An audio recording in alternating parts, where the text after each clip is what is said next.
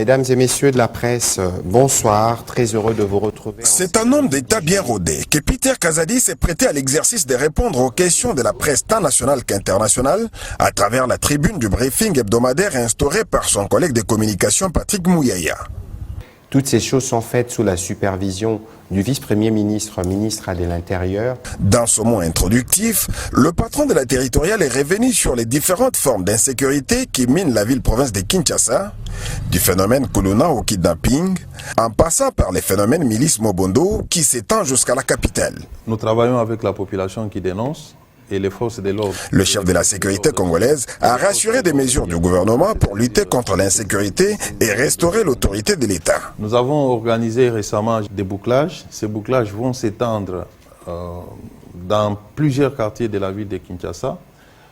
Et nous allons annoncer dans les jours qui viennent d'autres mesures pratiques, notamment par rapport aux conducteurs de véhicules. Nous sommes en train d'élaborer ces mesures-là, elles vont être annoncées. Par exemple, il faut qu'on parvienne à identifier les chauffeurs de chaque véhicule qui va afficher sa photo sur son véhicule, de sorte à coïncider la photo du conducteur bien identifié avec le conducteur qui est au volant. Nous sommes en train d'élaborer ça au moment opportun. On va annoncer officiellement. Je pense que ça va aussi jouer contre les phénomènes kidnapping. Par rapport au phénomène Kuluna, nous avons un travail que nous faisons aujourd'hui.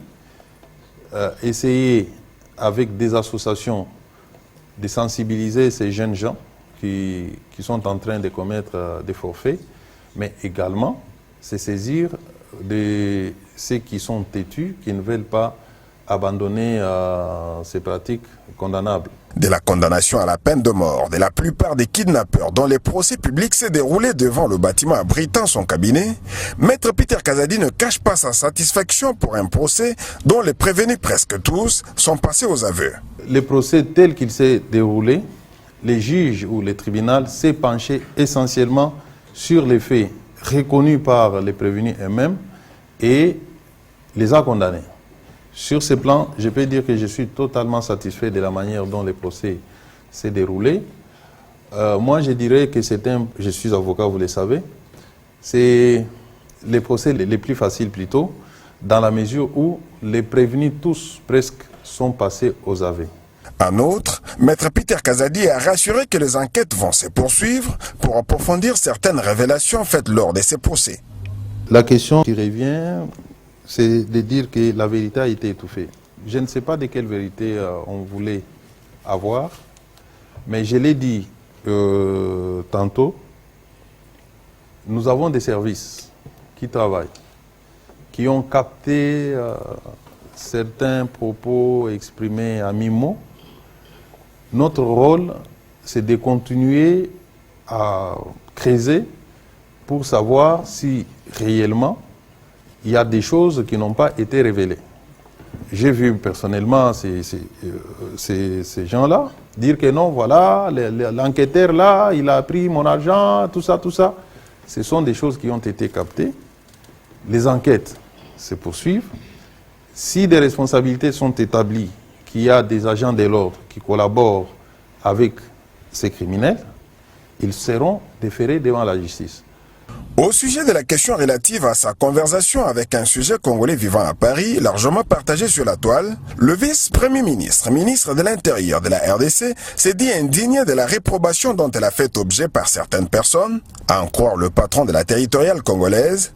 Les fonctions qu'il occupe les poussent à être en contact permanent avec la population pour savoir ce qu'elle vit au quotidien. Je l'ai fait de manière volontaire pour essayer tout simplement de tordre les coups à toutes les contre-vérités débitées par ses compatriotes à travers ces différentes vidéos.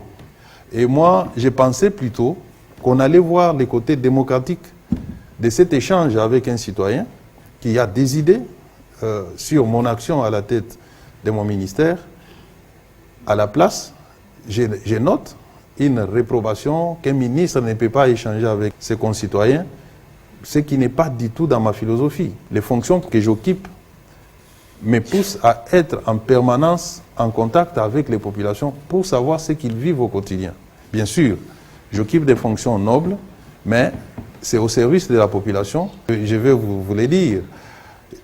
Je suis dans certains groupes WhatsApp où j'échange quotidiennement avec nos compatriotes, parfois de manière répondant à des accusations violentes. Jamais on a réprouvé ça.